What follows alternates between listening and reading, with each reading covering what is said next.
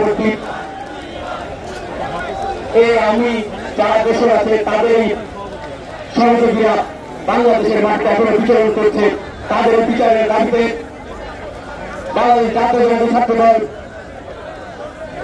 কেন্দ্রীয় সংসদ কর্তৃক আয়োজিত আজকের এই মার্চ ফর জাস্টিস পরবর্তী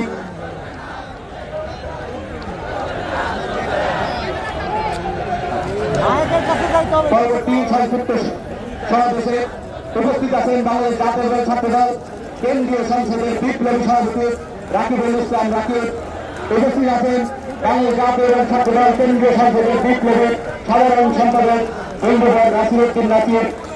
উপস্থিত আছেন বাংলাদেশ জাতীয়তাবাদী ছাত্রদল কেন্দ্রীয় সংসদের সিনিয়র সহসভাপতি সহ সহসভাপতিবৃন্দ এবং সিনিয়র যুগ্ম সম্পাদক সহ যুগ্ম সম্পাদকবৃন্দ, সাংগঠনিক সম্পাদক সহ সাংগঠনিক সম্পাদক সহসাংগঠনিক সম্পাদকবৃন্দ এবং বাংলাদেশ জাতীয়তাবাদী ছাত্রদল কেন্দ্রীয় সংসদের সর্বস্তরের নেতৃবৃন্দ এবং আমার সম্মুখে উপস্থিত ঢাকার সকল ইউনিটের নেতৃবৃন্দ সকলকে আমার ব্যক্তিগত পক্ষ থেকে এবং বাংলাদেশ জাতীয়তাবাদী ছাত্রদল কেন্দ্রীয় সংসদের পক্ষ থেকে জানাই নতুন শুভেচ্ছা ও বিপ্লবী অভিনন্দন। সংগ্রামী নেতৃবৃন্দ, আমরা দেখেছি বিগত 17 বছর এই আওয়ামী লীগের দেশের রায়, এই আওয়ামী লীগের গুন্ডা বাহিনীরা আমাদের উপর, এই দেশের মানুষের উপর, ছাত্র জনতার উপর কি পরিমাণ নির্যাতন চালিয়েছে।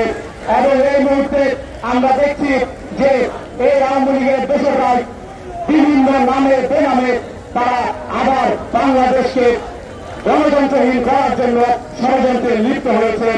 আমরা স্পষ্টভাবে একটি কথা বলে দিতে চাই, আমরা কোন ভিলেন সংগঠন না।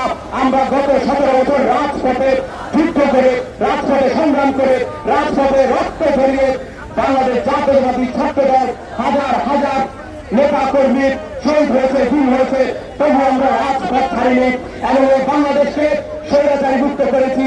আমরা কোন গোপন সংগঠন হয়ে কাজ করিনি। আমরা এই জন্যই বলেছি এই আরোপেন যারা বাংলাদেশের শত্রু তারা জাতীয়তাবাদী দলের শত্রু, জাতীয়তাবাদী ছাত্র দলের শত্রু।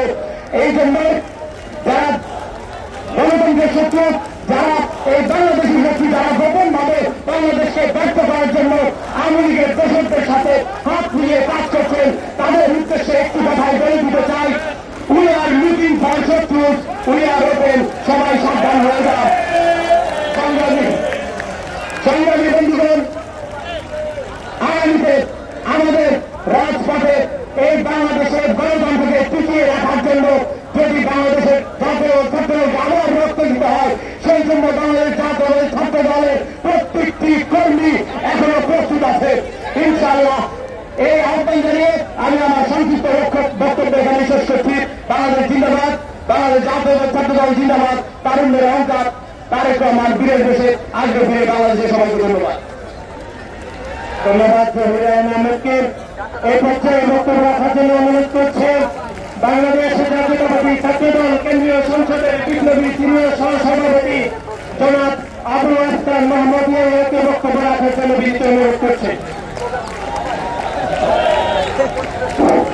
বিসমিল্লাহির রহমানির রহিম।